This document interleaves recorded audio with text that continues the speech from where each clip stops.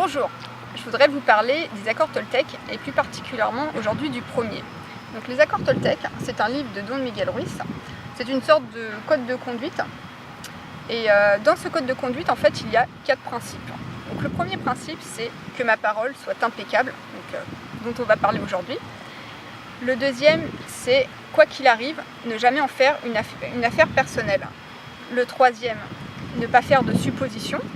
Et le quatrième, faites toujours de votre mieux. Que ma parole soit impeccable, en fait, ça veut dire que ma parole ne nuise pas à autrui et à moi-même. C'est une parole qui ne nuit pas. Donc je vous invite, ce qui pourrait être sympa, c'est de faire un défi pendant 2 ou 3 jours, justement à se dire, on ne critique personne, mais vraiment personne. Et si on critique quelqu'un, on relance son défi 2 ou 3 jours de plus. Justement, et vous allez voir les bénéfices, et vous allez ne plus y penser en fait. Après, c'est vrai que des fois, si vous trouvez quelqu'un de con, vous pouvez vous dire, voilà, enfin, c'est pas la peine de rester 3 ans dessus. Des fois, on peut dire, bah oui, qu'est-ce qu'il est con, et c'est bon quoi. Et on passe à autre chose. C'est pas la peine en fait de perdre son temps et son énergie à ça.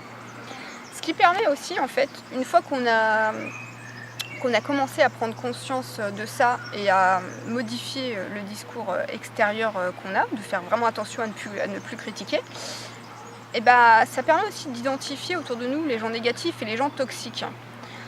Parce que sûrement dans votre entourage, on a tous une ou 2 personnes au moins qui est très négative et qui a toujours tendance à dire du mal de tout et de tout le monde et à se plaindre tout le temps.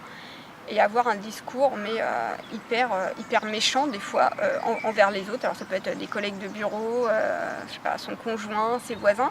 Et des fois c'est des personnes qu'on ne connaît même pas. Et des fois c'est le genre de personne qu'on rencontre, on la croise dans la rue ou elle nous appelle. Et pendant 1 heure on va entendre déblatérer sur un tel ou un tel qu'on ne connaît pas. Et franchement votre énergie après elle est à 0. Donc en fait dans ce genre de situation, moi ce que je vous propose, c'est de couper court à la conversation, de dire je suis désolée, j'ai pas le temps, ou alors de dire ok, je comprends que tu es énervé, tout ça, mais est-ce qu'on peut parler d'autre chose? Est-ce qu'il y a des trucs bien dans ta vie? Est-ce que tu peux me parler de quelque chose de plus sympa, ou qu'est-ce que tu as fait dernièrement? Voilà, essayer de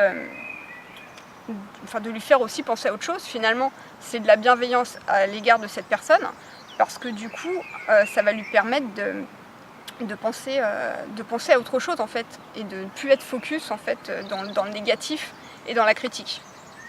Et son état va forcément s'améliorer, son état mental, elle finira sa conversation super mieux qu'elle l'avait commencé, et même peut-être sa journée.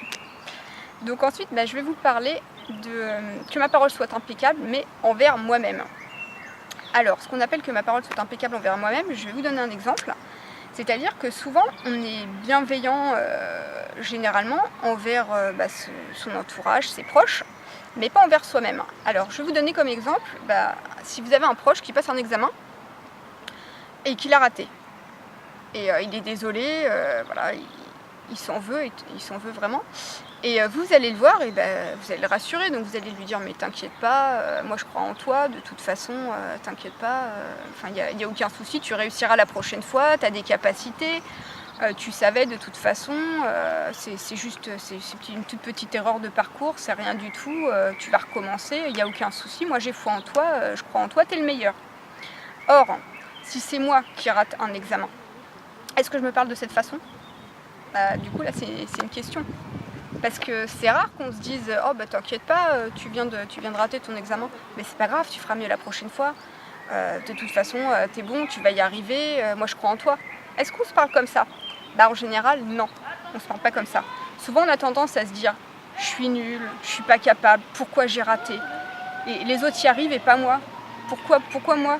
Pourquoi j'ai été aussi nulle? Peut-être que j'ai pas assez révisé, peut-être que j'ai pas eu assez confiance en moi et j'aurais dû dire ci, ou j'aurais dû dire ça, ou j'aurais dû écrire ci, j'aurais dû écrire ça. Je comprends pas comment je peux être aussi mauvais. » Voilà comment on se parle. Et pourquoi est-ce qu'on parle aux autres différemment, avec bienveillance, et pourquoi nous on se parle de cette façon? On est quand même la personne avec qui on passe le plus de temps. On devrait, en théorie, être quand même notre meilleur ami. Donc je vous invite aussi du coup à identifier ce discours interne que vous avez et faire attention à la façon dont vous vous parlez. Dès que vous identifiez un « je suis trop nul, je suis pas capable », de se dire « attention là, c'est à moi que je parle comme ça ? Est-ce que je me permets, qui est-ce que, enfin, alors je ne veux pas dire qui est-ce que je suis pour me parler de cette façon, mais c'est un peu ça. Pourquoi est-ce que je me parle de cette façon ? Je ne devrais pas me permettre de me parler de cette façon, vu que je suis la personne avec qui je passe le plus de temps.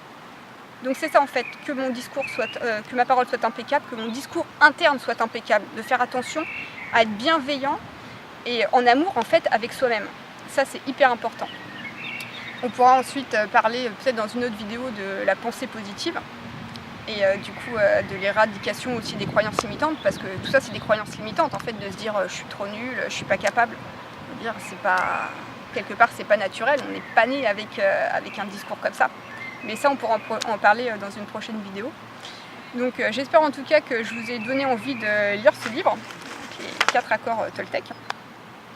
J'avais écrit un article sur le sujet, donc je vous le mets dans la description.